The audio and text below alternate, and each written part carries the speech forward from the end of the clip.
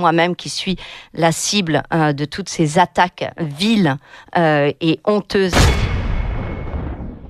La généticienne Alexandra Henrion-Caude vient tout juste de sortir un livre baptisé Les apprentis sorciers, dans lequel elle critique les vaccins ARN contre le Covid.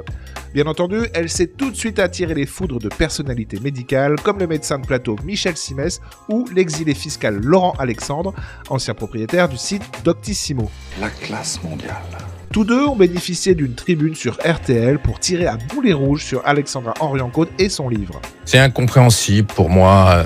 Son itinéraire est incompréhensible. Elle relaie toutes les thèses complotistes les plus éculées. Ces thèses plaisent au public complotiste, mais c'est assez scandaleux. C'est un véritable scandale. Il n'y a aucune éthique de la part d'un certain nombre de médias pour inviter ce genre de gens. Et cette personne dont vous parlez, il faut arrêter de donner la parole à ces anti-vax qui font un mal fou à la médecine en France. Alexandra Henrion-Caude a répondu à ces critiques lors d'une interview sur la chaîne YouTube Ligne Droite et c'est assez imparable.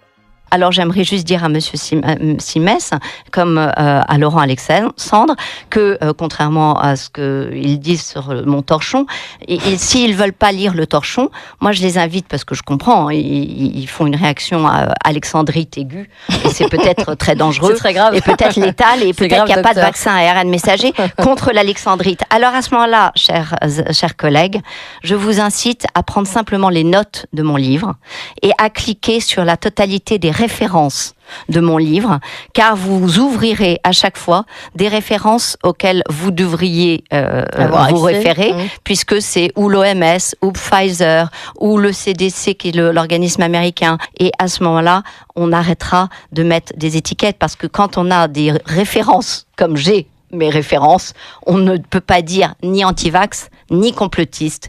Et toc, remonte ton slibard, l'otard.